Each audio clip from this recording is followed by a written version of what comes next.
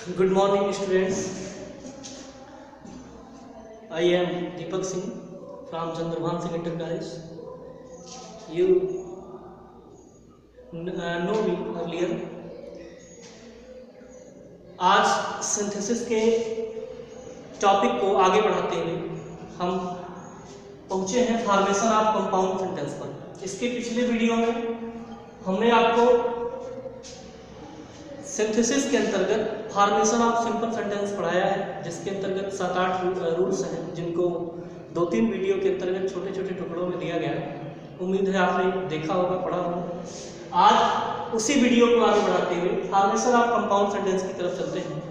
हम 2 या 2 से अधिक सिंपल सेंटेंस को मिला करके एक कंपाउंड सेंटेंस कैसे बनाएंगे, इस बारे में चर्चा करेंगे, जिसके अंतर्गत कुछ रूल्स हैं, कुछ कंजक्शंस हैं, जिन्हें जोड़ करके हमें बनाना है, वो आपको बताया जाएगा। कुछ बातें आपको पहले वीडियो में मैंने बताया था कि फॉर्मेशन ऑफ कंपाउंड सेंटेंस यानी कंपाउंड सेंटेंस बनता कैसे है। कंपाउंड सेंटेंस बनाने के लिए एक प्रिंसिपल क्लॉज और एक कोऑर्डिनेट क्लॉज की आवश्यकता होती है। कोऑर्डिनेट क्लॉज कोऑर्डिनेटिंग कंजंक्शन से बनता है। सिंपल सेंटेंस में बाध्यता ये थी कि सिंपल सेंटेंस चाहे जितना बड़ा हो, उसमें एक ही सब्जेक्ट और एक ही वर्ब होना चाहिए। लेकिन कंपाउंड सेंटेंस में ऐसा नहीं है। इसमें एक या एक से अधिक सब्जेक्ट, एक या एक से अधिक वर्ब हो सकते हैं। इसमें ऐसी कोई बाध्यता नहीं है। इसको बनाने के लिए कुछ रूल्स हैं, कुछ कंजक्शंस हैं, जिन्हें फॉलो करते हुए हम इस रूल्स को बढ़िया से सीख सकते हैं, जान सकते हैं। तो आइए सबसे पहले कुछ रूल्स हैं बेसिक, जिन्हें हम जानते हैं कि फॉर्मेशन ऑफ कंपाउंड सेंटेंस में किस प्रकार से इस रूल को हम अप्लाई करेंगे। जैसे सबसे पहले रहिए, कंपाउंड सेंटेंस में एक प्रिंसिपल क्लॉज तथा एक कोऑर्डिनेट क्लॉज होता है। मैंने आपको पहले ही बताया, एक प्रिंसिपल क्लॉज और एक कोऑर्डिनेट क्लॉज होता है। कोऑर्डिनेट क्लॉज कोऑर्डिनेटिंग कंजंक्शन से बनता है। यदि हम सेंटेंस के बीच में से कोऑर्डिनेट कंजंक्शन को हटा दें तो दोनों तरफ प्रिंसिपल क्लॉज ही बचेगा। दूसरे साइड में भी प्रिंसिपल क्लॉज और पहले साइड में भी प्रिंसिपल क्लॉज। और अगर कोऑर्डिनेटिंग कंजंक्शन को मिला करके दूसरे पार्ट को देखते हैं तो कोऑर्डिनेट क्लॉज कहलाता है। अब यहाँ पे कंपाउंड सेंटेंस बनाने के लिए कोऑर्डिनेट कंजंक्शंस का प्रयोग किया जाता है। कोऑर्डिनेटिंग कंजंक्शन का प्रयोग करते हैं जो 4 प्रकार के होते हैं। यानी कोऑर्डिनेटिंग कंजंक्शन को 4 भागों में बांटा गया है। इस प्रकार से इन चारों को फॉलो करते हुए, इन चारों को अप्लाई करते हुए हम बना सकते हैं। जिसमें आप देखेंगे सबसे पहले है क्युमुलेटिव कंजंक्शन। पहला है क्युमुलेटिव कंजंक्शन, जिसे संयोजक कहते हैं। संयोजक अथवा जोड़ बताने वाले, अर्थात ये ऐसे कंडीशन में फॉलो होते हैं जब किन्हीं 2 सेंटेंसों में हमें इस प्रकार से लगे कि इन दोनों सेंटेंसों में समानता है, हम जोड़ करके इसके भावार्थ को पूरा कर सकते हैं। तो वहां पर हम क्युमुलेटिव कंजंक्शन को अप्लाई करेंगे, जिसमें कुछ कंजंक्शन है आपको, जैसे एंड है, both dot dot and, not only but also, as well as etcetera, यानी कुछ और भी हैं जिन्हें हम देख सकते हैं। लेकिन ये इंपॉर्टेंट कंजंक्शंस जिन्हें हमने लिखा है, आप चाहे तो वीडियो रोक करके नोट भी कर सकते हैं, ये आपके काम आएगा और याद भी कर सकते हैं। दूसरा देखिए एडवर्जेटिव कंजंक्शन। एडवर्जेटिव का मतलब होता है विरोध, जो किसी चीज का विरोध करते हो, ऑब्स्टेकल उत्पन्न करते हो, जिसमें कुछ कंजंक्शन है जिन्हें हम बट कहते हैं, स्टिल, येट, ओनली, नेवरदलेस। ये सब कंजंक्शन है जो बीच में घर्षण उत्पन्न करते हैं, यानी 2 सेंटेंसों या 2 कथन के बीच में आपस में अपोजिट विरोधाभास उत्पन्न करते हैं। तीसरा है अल्टरनेटिव कंजंक्शन। अल्टरनेटिव कंजंक्शन जिन्हें हम विकल्प, वैकल्पिक कहते हैं। अल्टरनेटिव कंजंक्शन विकल्प बताने वाले कंजंक्शन होते हैं, जहां 2 कथन में किसी एक की चॉइस दी होती है, उस चॉइस को चुनना होता है। ऐसे में हम इस कंजंक्शन को अप्लाई करते हैं, जिसे वैकल्पिक कहते हैं। जिसके कुछ कंजंक्शन है जैसे और, otherwise, either or, neither or, और भी हैं, एक्सेट्रा, तमाम है। लेकिन कुछ इंपॉर्टेंट है जिन्हें हमने अप्लाई किया है, जो दिया गया है। अगला है चौथा इलेटिव कंजंक्शन। इलेटिव कंजंक्शन का मतलब होता है परिणाम सूचक। ये एक सेंटेंस से दूसरे सेंटेंस का इफेक्ट दिखाते हैं, परिणाम दिखाते हैं, जिसमें है देयरफॉर, सो, हेंस, एक्सेट्रा, और भी हैं। ये इंपॉर्टेंट कंजंक्शन है जिन्हें आपके सामने लिखा गया है। आप इन्हें नोट कर सकते हैं। सबसे पहले अगर आप इसे लर्न कर लें, याद कर लें तो बहुत बेटर होगा, लेकिन नोट करके भी आप इसे अभी बनाने में अप्लाई कर सकते हैं। तो आइए देखते हैं कि हम इन कंजक्शंस को अप्लाई कैसे करें, सेंटेंस का निर्माण कैसे करें। हाँ देखिए, इसमें कंजक्शंस में पहला कंजक्शन क्या है, कम्युलेटिव कंजक्शन का प्रयोग करके। कम्युलेटिव कंजक्शन बताया गया था आपको कि संयोजक होता है, यानी जोड़ बताने वाले कंजक्शन को कम्युलेटिव कंजक्शन कहते हैं। जिस कंजक्शन द्वारा एक साधारण वाक्य को दूसरे साधारण वाक्य से जोड़ने का कार्य किया जाता है, वहां कम्युलेटिव कंजक्शन का प्रयोग करते हैं। यानी एक वाक्य को दूसरे वाक्य से जोड़ने के लिए हम कम्युलेटिव कंजक्शन का प्रयोग करते हैं। आइए कुछ एग्जाम्पल के माध्यम से समझते हैं इसे। जैसे दिया है कि he was abused, he was beaten, उसे गाली दिया गया, उसे पीटा गया। तो उसके साथ दो काम हुआ, उसे गाली भी दिया गया, उसे पीटा भी गया। तो इसका मतलब कि दोनों एक्सेस हो रहे हैं, ऐड हो रहे हैं आपस में। ऐसी जगहों पर हम कम्युलेटिव कंजक्शन का प्रयोग करते हैं, जिसमें कई कंजक्शन आपको बताए गए हैं, आप जो चाहे लगा सकते हैं। जैसे he was abused and he was beaten, and he was beaten, इस तरीके से बना सकते हैं। या he was not only abused but also beaten, इस तरह बना सकते हैं। या इस तरह बना सकते हैं, he was both abused and beaten, इस तरीके से बना सकते हैं। he was abused as well as beaten। आप चाहें तो कम्युलेटिव कंजक्शन के जितने प्रारूप है, आप चारों को, जो तीनों चारों कंजक्शंस आपको बताए गए हैं, वो आप चारों यूज करके आप एक सेंटेंस को बना सकते हैं। तो यहाँ पर देखिए एंड यूज हुआ, यहाँ not only but also dot dot करके बीच में था, यानी एक शब्द भरना है। बोथ और एंड का प्रयोग भी है, बोथ के बाद डॉट डॉट एंड था, और यहाँ पर एज वेल एज का प्रयोग है। यानी कंजक्शन जो कम्युलेटिव कंजक्शन आपको लिखाए गए, वो एक ही सेंटेंस में चारों अप्लाई हो रहे हैं, यानी चारों प्रकार से आप बना सकते हैं, चारों सही है, जैसा आप बना पाए। सेम इसी प्रकार से एक एग्जाम्पल यहाँ आपके सामने है। He was fine, he was expelled, उसे फाइन भी किया गया, उसे निकाल दिया गया। तो आप चाहे जो लगा लीजिए। He was not only fine,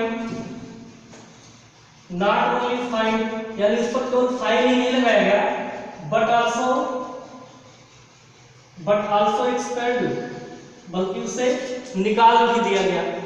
इस तरीके से बना सकते हैं। या आप चाहें तो he was fined and he was expelled, ऐसा कर सकते हैं। या ऐसा कर सकते हैं he was fined as well as he was expelled। आप जो कंजक्शन उसमें से प्रयोग करना चाहें, वो किसी भी कंजक्शन को अप्लाई कर सकते हैं। और भी ऐसे एग्जाम्पल आपकी बुक्स में, इंटरमीडिएट की ग्रामर बुक में या अदर किसी बुक में मिलेंगे। आप उस एक्सरसाइज को करने का प्रयास करें। अगर लगता है कि कोई सेंटेंस आपसे नहीं हो पा रहा है, तो आप कमेंट करें, आपकी समस्या का समाधान किया जाएगा। अगला रूल्स देखते हैं कि अगला कंजक्शन जो है उसको अप्लाई करते हुए कैसे बनाएंगे। अगला कंजक्शन देखते हैं एडवर्जेटिव कंजक्शन का प्रयोग करके। एडवर्जेटिव का मतलब हमने आपको बताया था कि विरोध बताने वाले कंजक्शन। इस कंजक्शंस का प्रयोग तब करते हैं जब दो कथनों का विरोध प्रकट हो, आपस में दोनों कथन, यानी पहले कथन में कुछ ऐसा काम हो, दूसरे कथन में उसका नेगेटिव रिजल्ट आ रहा हो, विरोध प्रकट हो रहा हो। ऐसी जगहों पर हम एडवर्जेटिव कंजक्शन का प्रयोग करते हैं। जैसे एग्जांपल में देखिए, यू आर पुअर, तुम गरीब हो, यू आर कंटेंटेड, तुम संतुष्ट हो। अपोजिट है, you are poor but contented कर सकते हैं, but contented. You are poor but contented. She is rich, she is unhappy. She is rich, यहां पे आप लगा सकते हैं स्टिल सी इज अनहैप्पी। आपने जो जो कंजक्शन लिखा है, उस कंजक्शन का उचित रूप से हिंदी में अर्थ निकालते हुए अप्लाई करेंगे जब, तो अपने आप आपको मालूम हो जाएगा कि हमें यहाँ क्या लगाना चाहिए। स्टिल मतलब फिर भी, तो भी, बट मतलब लेकिन, इन सब का अर्थ उम्मीद है आप जानते होंगे और उसी अर्थ को देखते हुए आप अप्लाई करेंगे। He worked hard he failed, उसने कठिन परिश्रम किया वो फेल हो गया। आप इसे बनाइए, he worked hard yet he failed, yet he failed, yet मतलब फिर भी या तो भी होता है, उसने कठिन परिश्रम किया तो भी वो फेल हो गया। तो आप इन सब सेंटेंसों में ये देख रहे हैं कि विरोध प्रकट हो रहा है, एक सेंटेंस का दूसरे सेंटेंस से विरोधी गुण दिख रहा है। तो ऐसी जगहों पर हम एडवर्जेटिव कंजंक्शन का प्रयोग करते हैं। एक सेंटेंस और है, आप इसे देखिए, he failed he परजर्ड, he failed ही परजर्ड, एक शब्द आपको लिखा गया है नेवरदलेस, उसका मतलब भी तो भी, फिर भी होता है। आप यहाँ उसे अप्लाई कर सकते हैं, या इन सेंटेंसों में भी आप चाहें तो इन कंजंक्शन को अदल बदल कर भी अप्लाई कर सकते हैं, इसका अर्थ डिस्टर्ब नहीं होगा, अर्थ पूरा निकलेगा। ही फेल्ड नेवरदलेस ही परजर्ड, इसका प्रयोग कर सकते हैं। तो ऐसे बहुत सारे एग्जाम्पल अगर आपके पास हैं, क्योंकि एग्जाम्पल बहुत ज़्यादा बताने में समय फालतू में खर्च होगा, आपको मेरा उद्देश्य है कि रूल्स बढ़िया से बता दिया जाए, उस रूल्स पर कुछ एग्जाम्पल दे दिए जाए, आप खुद से प्रैक्टिस करिए, खुद से अभ्यास करिए, तो आपको ज़्यादा बेटर समझ में आएगा। और खुद से प्रैक्टिस करेंगे तो बीच में कुछ समस्याएं भी शायद आ सकती हैं और उन समस्याओं का समाधान किया जाएगा। हाँ स्टूडेंट्स, अगला है अल्टरनेटिव कंजंक्शन का प्रयोग करके। ऐसे कंजंक्शन का प्रयोग कथनों में विकल्प प्रकट करने के लिए करते हैं, जिसमें लगता है कि दो चॉइस में से कोई एक चॉइस हमको करना है, तो ऐसे में हम इसका प्रयोग करते हैं, इस कंजंक्शन का प्रयोग करते हैं। इसमें देखिए सेंटेंस दिया है, make haste you will be late, make haste you will be late. तो यहाँ पे आप कर सकते हैं, उस कंजंक्शन को पढ़िए जो इसके पहले बार बताया गया है और उस कंजंक्शन को यहाँ अप्लाई कीजिए। Make haste otherwise you will be late, make haste otherwise you will be late, कह रहा है कि मेक हेस्ट जल्दी करो, यू विल बी लेट, आप लेट हो सकते हैं। Make haste otherwise, sorry otherwise you will be late, अन्यथा आप लेट हो सकते हैं या लेट हो जाएंगे। जल्दी करिए अन्यथा आप लेट हो जाएंगे। यहां देखिए, Bina can do it, Neelu can do it, Bina भी इसे कर सकती है, नीलू कर सकती है। तो आप यहाँ पे आइदर आर जो लिखाया गया था, आइदर बीना और नीलू कैन डू इट, आप इसका प्रयोग कर सकते हैं, आइदर बीना और नीलू कैन डू इट। अगला है, the schools are not open today, the shops are not open today, यानी नेगेटिव सेंटेंस है, स्कूल भी आज नहीं खुले हैं, दुकानें भी आज नहीं खुली हैं, तो आप यहाँ नाइदर नार का प्रयोग कर सकते हैं। नाइदर स्कूल्स नार शॉप्स ओपन टुडे, यानी इसमें आपने नाइदर नार का प्रयोग किया, ना तो स्कूल ना तो दुकानें आज खुली हैं। Run fast you will be late, यहां पर आप लगा सकते हैं run fast otherwise you will be late, तेज दौड़ो अन्यथा आप लेट हो सकते हो। यहाँ आर का भी प्रयोग कर सकते हो, run fast or you will be late, तेज दौड़ो अथवा आप लेट हो जाओगे। तो ऐसे एग्जांपल्स हैं जिनमें हम अल्टरनेटिव कंजंक्शन को अप्लाई कर सकते हैं। ऐसे और भी एग्जाम्पल आपकी बुक में होंगे। जरूरत यह है कि हमें यह समझना होता है कि ये सेंटेंस से मिल क्या रहा है, विकल्प बताया जा रहा है कि जोड़ बताया जा रहा है, यानी दो जो सिंपल सेंटेंस दिए होते हैं उन दोनों सिंपल सेंटेंस में आपस में क्या है, जोड़ दिखाया जा रहा है या विरोध दिखाया जा रहा है या कि कोई विकल्प चुनना है। तो उसको ध्यान में रखते हुए इसका अर्थ जब निकाल पाएंगे आप, तभी आप कंफर्म हो पाएंगे।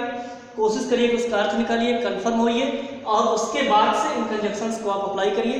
कोशिश करिए कि इन कंजंक्शंस को आप लर्न भी कर लें। बच्चों, ये अंतिम रूल्स है फॉर्मेशन ऑफ कंपाउंड सेंटेंस का, अंतिम कंजंक्शन जिसे आपने पहले भी लिखा, रिलेटिव कंजंक्शन। ऐसे कंजंक्शन का प्रयोग कथनों में परिणाम प्रकट करने के लिए करते हैं। जब दो कथनों में एक कथन के द्वारा दूसरे कथन का परिणाम रिजल्ट आ रहा हो तो ऐसी जगह रिलेटिव का प्रयोग करते हैं। इसके लिए कुछ एग्जांपल है, देखिए, he was obstinate he was punished, he was obstinate he was punished, he was obstinate so he was punished. आप यहाँ सो लगा सकते हैं या देयरफॉर लगा सकते हैं, दोनों का प्रयोग कर सकते हैं। अर्थात ये रिजल्ट बता रहे हैं, परिणाम बताने का काम कर रहे हैं। It is time to sleep, let's not talk. It is time to sleep, it is time to sleep, hence let's not talk. It is time to sleep, hence let's not talk. तो इन सब example के माध्यम से आप जोड़ सकते हैं सेंटेंस को। इस प्रकार से फॉर्मेशन ऑफ सिंपल सेंटेंस में फॉर्मेशन ऑफ कंपाउंड सेंटेंस के इस 4 कंजक्शन के रूल जो आपको अभी बताए गए, जिसमें कम्युलेटिव, एडवर्जेटिव, अल्टरनेटिव और रिलेटिव, ये 4 कंजक्शंस आपको दिए गए। इनके रूल्स भी बताए गए, इन पर कुछ एग्जाम्पल भी आपको दिया गया। इनका आप घर पर प्रयोग करिए और इससे जुड़े हुए एक्सरसाइज और भी प्रैक्टिस करिए एक्सरसाइजों का, आपको और अच्छे से समझ में आएगा। अगर कोई रूल्स में मान लीजिए कुछ और इसके अलावा भी आप इस टॉपिक से कुछ जानना चाहते हैं तो आप कमेंट में लिखकर भेजिए, आपकी समस्या का समाधान किया जाएगा। इस विभत्स समय में, इस कोरोना वायरस में आप घर पर रहिए, हेल्दी डाइट खाइए, स्वस्थ भोजन करिए, हो सके थोड़ा बहुत योगा और व्यायाम करिए, मस्त रहिए, व्यस्त रहिए। Have a nice day, thank you.